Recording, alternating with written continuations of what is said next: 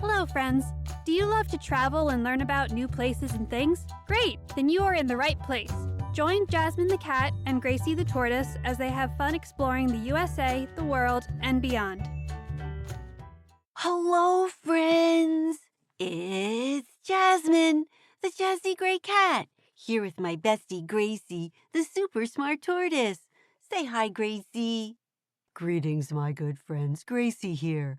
I'm so glad you joined us today as we learn more about desert animals. That's right. In our last episode, we learned about animals that live in the Arctic desert. Remember, a desert isn't just about sand. It's a place that doesn't get a lot of rain.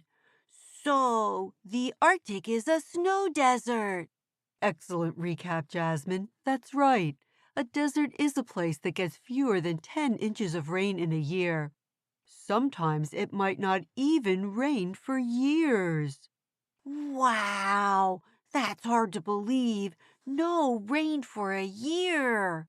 How can anything live there? Remember, we learned last time that creatures and plants that live in a desert have to make adaptations to survive. Some deserts have been around for 10,000 years. Jinkies, that's really a long time. Deserts can be super hot during the day. The hottest day ever was in Death Valley, which is in California and Nevada. It was 134 degrees Fahrenheit. Oh, you need a lot of air conditioning. Now, you would think that it's always hot in a desert, except for those ones at the Arctic. But you know what? Even if it gets really hot during the day, it can get super cold at night. You know why, Gracie? Why don't you tell me, Jasmine? It's because they don't have blankets. Hee hee hee hee. Not the kind of blankets you put on your bed, but blankets of clouds and water vapor. A blanket of clouds and water vapor hold in heat and keep a place warm at night, and sometimes during the day. But deserts don't have enough clouds and water vapor, so it gets cold out there at night. So it is a good idea to take a blanket with you if you're going to sleep in a desert. Since there are so many deserts in the world, we will take several episodes to explore 3 in different parts of the world. Today, we'll stay in North America. North America has 4 major desert areas. These are located in the southwestern part of the United States and northwestern Mexico. We've got the Great Basin, the Mojave, the Sonoran, and the Chihuahuan Desert. Which one shall we explore? The Mojave Desert. It was named after the Mojave people.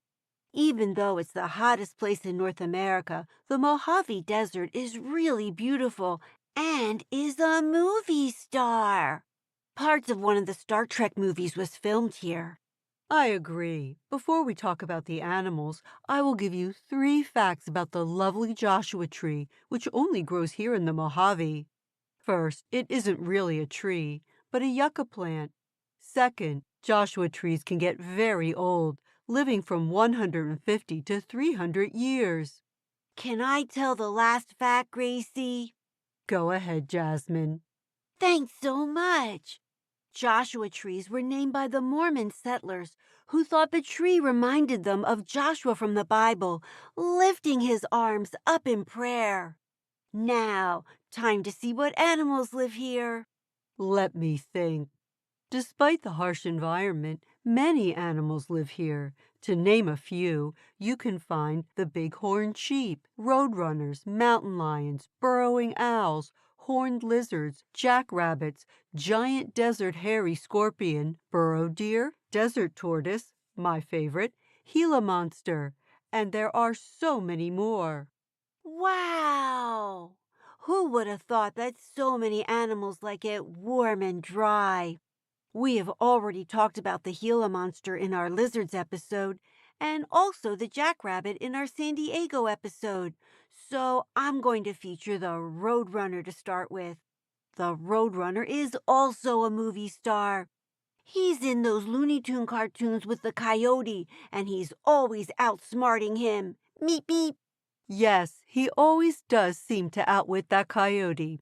I'm interested to hear some facts about the roadrunner. On it! First, roadrunners are members of the cuckoo bird family.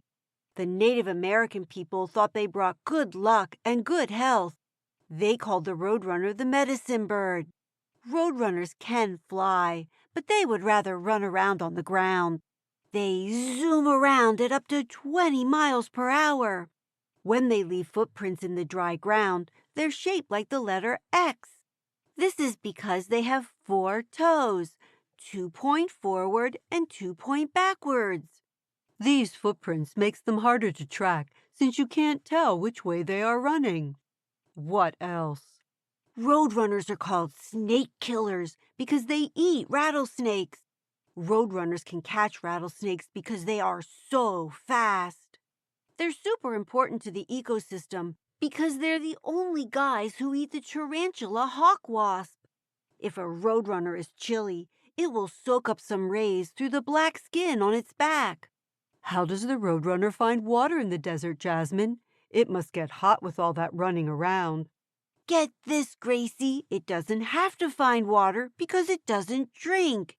It gets all the water it needs through its food. Pretty smart. If a roadrunner gets too hot, it will go into the shade and even pant a little. Final fact. In the cartoon, the roadrunner always said, meep, meep. But actually, it makes more of a cooing sound. Coo, coo. Time for your animal, Gracie. I've chosen the great horned lizard. I think you'll like this lizard, Jasmine. It's very regal and even wears a crown. A crown! Does it have lots of jewels? Sounds like this guy is just my type. Tell me more. Glad to, but sorry, Jasmine, there are no jewels on his crown. The crown is actually horns that are on the back of their heads. The body of these reptiles is flat and round and covered with bumps and spines. Horned lizards do have a few superpowers that will interest you. They're great at hide and seek, camouflaging by changing colors to better hide in the rocks in the desert. If this doesn't fool the rattlesnakes and roadrunners who enjoy them as a snack, great horned lizards can puff themselves up with air and look too big to eat. And if that doesn't work, they can always shoot blood. Shoot blood? Yuck. That's right, they do. Great horned lizards can break open blood vessels near their eyes and blast an enemy right in the mouth with their blood. Double yuck. But it works. A taste of that disgusting blood and the predator is on the run. Guess you gotta do what works for you.